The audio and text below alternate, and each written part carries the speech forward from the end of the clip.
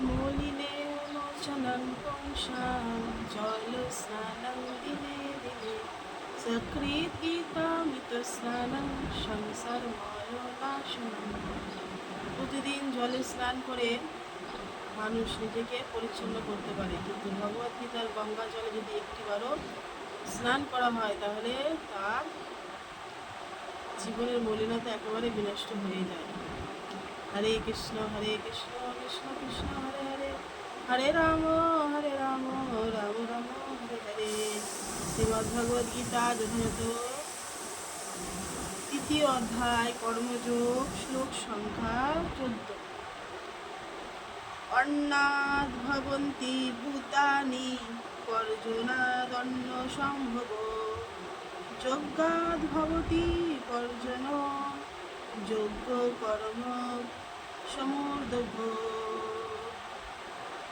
এই শ্লোকের অনুবাদ: অন্ন খেয়ে প্রাণীগণ জীবন ধারণ করে, বৃষ্টি হওয়ার ফলে অন্ন উৎপন্ন হয়, যজ্ঞ অনুষ্ঠান করার ফলে বৃষ্টি উৎপন্ন হয় এবং শাস্ত্রোক্ত কর্ম থেকে যজ্ঞ উৎপন্ন হয়।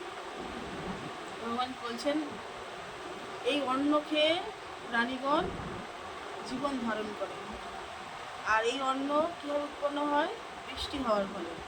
বৃষ্টি কীভাবে হয়? যজ্ঞ হওয়ার ফলে। আর শাস্ত্রোক্ত কর্ম অর্থাৎ শাস্ত্র অনুযায়ী কর্ম করলে যজ্ঞ উৎপন্ন হয়।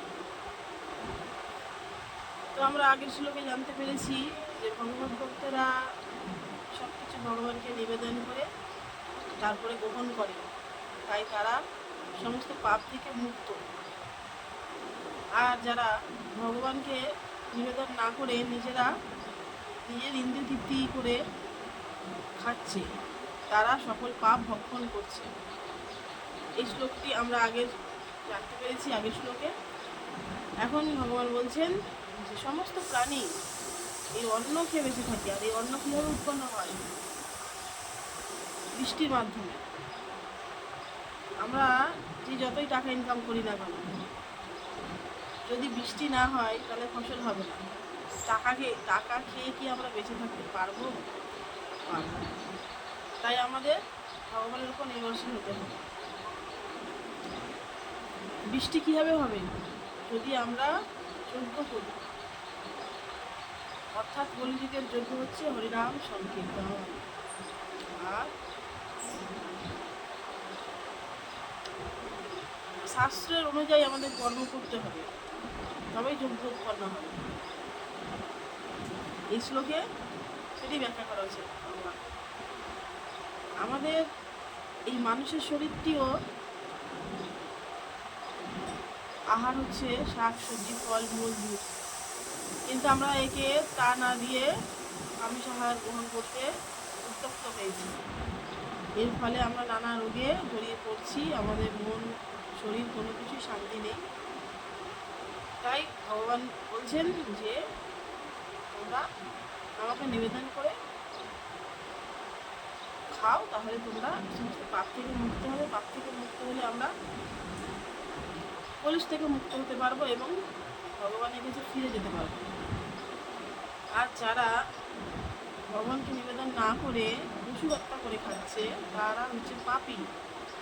তারা আবার পরের জন্মে পশু শরীর পাবে, পাখি শরীর পাবে। পাখি তো মূর্তি।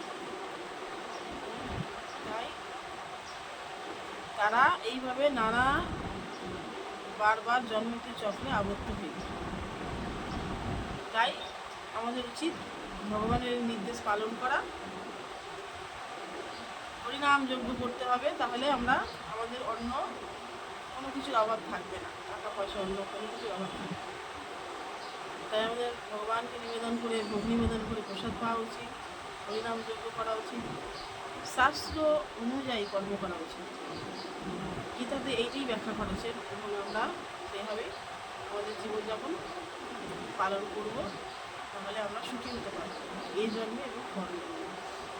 তাই আসুন সকালে আমরা ভগবানের মুখ নিঃসৃত বাণী গীতা, তার গাইড অনুযায়ী আমাদের জীবনযাপন ধারণ করি এবং সুখী হওয়ার চেষ্টা করি।